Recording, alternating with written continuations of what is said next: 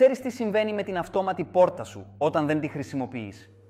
Spoiler, καταναλώνει ενέργεια και όχι λίγη. Από τις 9 Μαΐου 2025, αυτό σε ορισμένες περιπτώσεις δεν είναι πλέον αποδεκτό. Τέθηκε σε ισχύ ο Ευρωπαϊκός Κανονισμός Ecodesign 2023-826 και σήμερα σου εξηγούμε τι αλλάζει. Ας πάμε λίγο πίσω.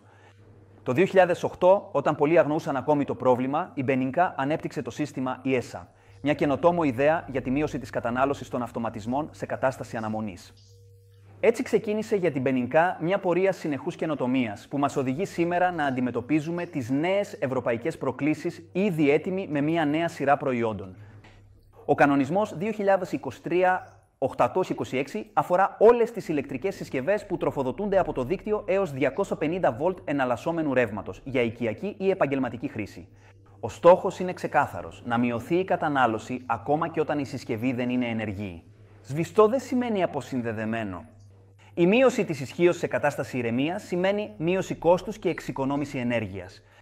Η Ευρωπαϊκή Επιτροπή εκτιμά ότι οι νέοι κανονισμοί θα εξοικονομήσουν 4 τεραβατόρες ενέργειας και πάνω από 1 εκατομμύριο τόνους διοξίδιο του άνθρακα ετησίως έως το 2030. Όχι άσχημα για ένα προϊόν που δεν κάνει τίποτα. Στον δικό μας τομέα, ο κανονισμός αφορά τα μηχανοκίνητα δομικά στοιχεία, όπως πύλες και αυτόματες πόρτες.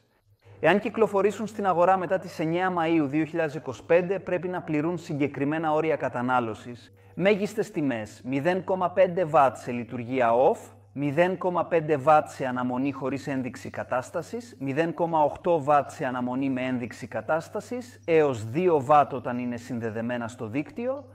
Δεν πρόκειται μόνο για προδιαγραφές. Απαιτείται νέα προσέγγιση στο σχεδιασμό, διότι εκεί καθορίζεται το περιβαλλοντικό αποτύπωμα του προϊόντος. Ο κανονισμός δεν ισχύει για επιμέρους εξαρτήματα, αλλά ισχύει για όποιον συναρμολογεί το τελικό προϊόν και το διαθέτει στην αγορά. Αυτός είναι υπεύθυνος να δηλώσει τη συμμόρφωση με τις τεχνικές προδιαγραφές και φυσικά με τον κανονισμό 2023-826. Πρέπει επίσης να προσδιορίζεται ο χρόνος μετάβασης σε λειτουργία εξοικονόμησης ενέργειας. Τίποτα δεν αφήνεται στην τύχη. Και αν έχω εγκατεστημένη πόρτα πριν τις 9 Μαΐου 2025, ο κανονισμός δεν έχει αναδρομική ισχύ. Μπορείς να κάνεις συντήρηση ή να αντικαταστήσεις εξαρτήματα με ισοδύναμα, αλλά πρέπει να ενημερώσεις τον πελάτη για τις νέες διαθέσιμες τεχνολογίες.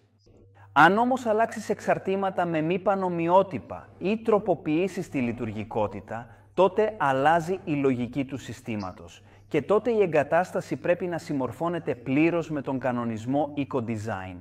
Σε αυτές τις περιπτώσεις, η αναβάθμιση της εγκατάστασης γίνεται ευκαιρία για συμμόρφωση, καλύτερη ενεργειακή απόδοση και επένδυση σε σύγχρονη τεχνολογία. Έχουμε ήδη έτοιμη τη λύση, η νέα γενιά προϊόντων Μπενινκά με ενσωματωμένο σύστημα ESA+. Το σύστημά μας ESA+ είναι ήδη πλήρως συμβατό με τον νέο κανονισμό.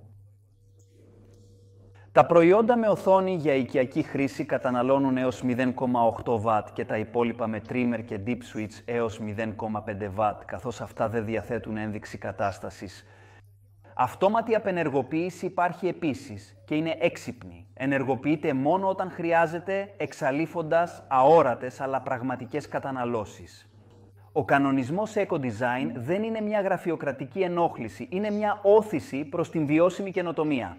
Αν θέλεις να κάνεις τη διαφορά, η στιγμή είναι τώρα. Υπεύθυνη τεχνολογία, έξυπνοι αυτοματισμοί και ένα μικρό μεγάλο βήμα προς έναν πιο βιώσιμο κόσμο. Η Μπενινκά είναι πάντα σε κίνηση, ακόμη και όταν όλα φαίνονται ακίνητα. Καλύτερα προϊόντα, καλύτεροι άνθρωποι.